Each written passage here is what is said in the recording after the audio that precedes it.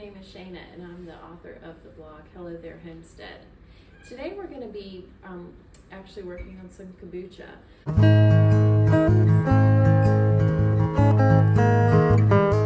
So a lot of people wonder or ask me, why do I drink kombucha and what is it? So kombucha is a fermented tea, for those that don't know, and it has been around for hundreds, thousands, I don't know how long, but a very long time. And it consists of a sweet tea and a SCOBY, which I have here. The SCOBY, it doesn't look real pretty, but this is an amazing source of probiotics. So the way that I make my kombucha is it's just a fermented sweet tea, and then you add your SCOBY.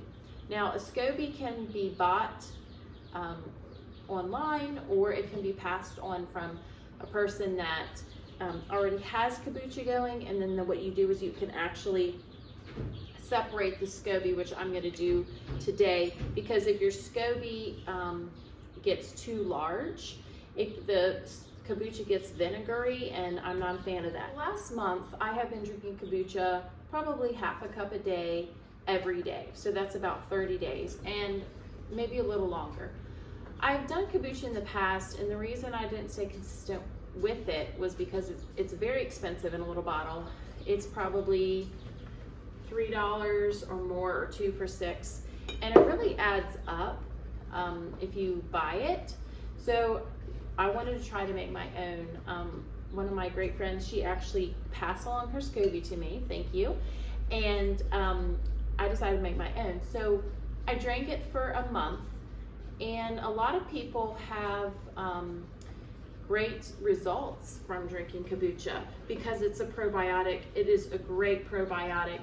It's dairy free as well, and you're not having to worry about eating a lot of yogurt, because this is an amazing resource in addition to the yogurt, but it's dairy free. That's why I have chosen to be consistent with my kombucha, to make it every week, and it's really simple. So all you need for that is, let me give you just kind of what you would need. I get these black tea bags from Amazon. You can go to the store and get black tea bags. I would suggest organic, just because you want things to be as pure as possible, because you are fermenting. So you need tea bags, you need gallon jugs. You also need like a cloth rag, and then rubber bands. You're gonna need raw cane sugar. I usually keep it in a container, but I don't have that today. You need raw sugar. First, you want to start boiling your water.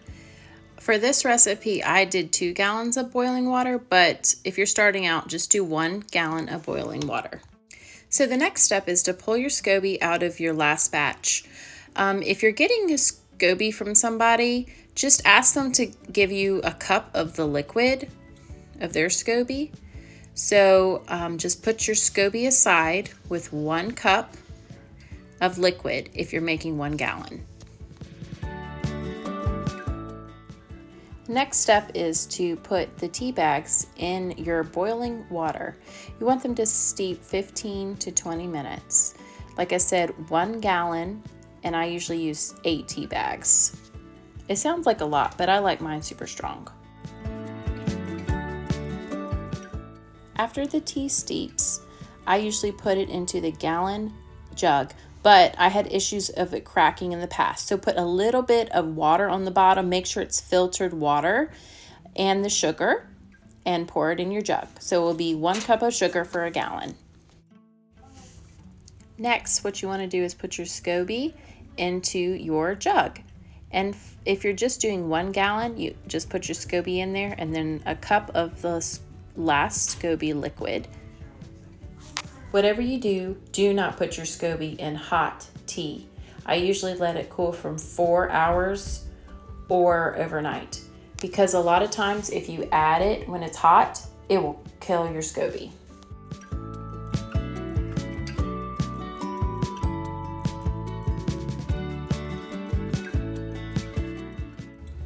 So here's a quick hack. Take your linen cloth And I get this one at Walmart. It's just a simple white, and I fold it in half, and then I fold it again, and I cut it, because you're gonna get 4 covers for your kombucha instead of using one big one. It really cuts down on the cost. Super easy.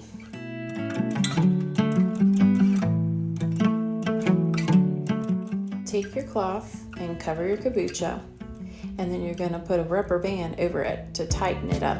You want air to get into the kombucha to ferment, but you don't want anything to fall into it. So you did it, that's your first step. Let it sit 7 to 10 days. So here I'm actually getting my second ferment going. I'm adding some flavor on the bottom of some bottles. You definitely want to do smaller containers if you like the fizziness of the kombucha. I really like it better.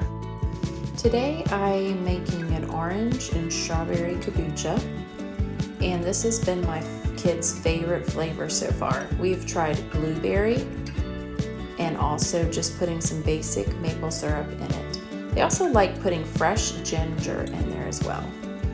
Remember I told you that kombucha's fizzy? Well, here's proof. Got a little crazy there. So make sure you leave at least a 1/4 inch above your kombucha and don't overfill it like I just did.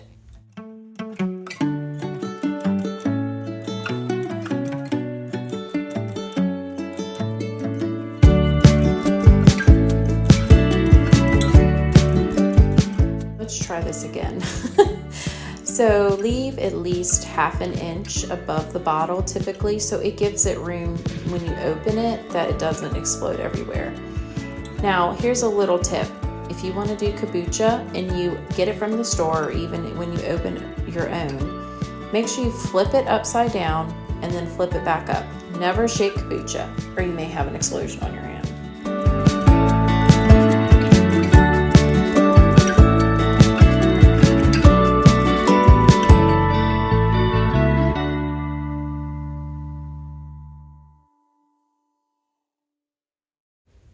So what you want to do is when you finish your second ferment, preparing it with the juice on the bottom or the fruit, whatever you choose, just set it on your shelf and you leave it for, everyone has their own opinion when to leave it for. I like it to be left for probably 7 days. Favorite way to serve it, with frozen strawberries and some kombucha in a glass straw. I love these cups. They have glass and a straw with it. I'm trying to get away from plastics. Say hi to our chickie. Getting some chickie snuggles in. Oh my goodness, I'm loving it. I hope this video helped inspire you to make your own kombucha. Cheers! Join me as we learn to love nature, embrace our lifestyle, and create a home here on the Homestead. See you next time.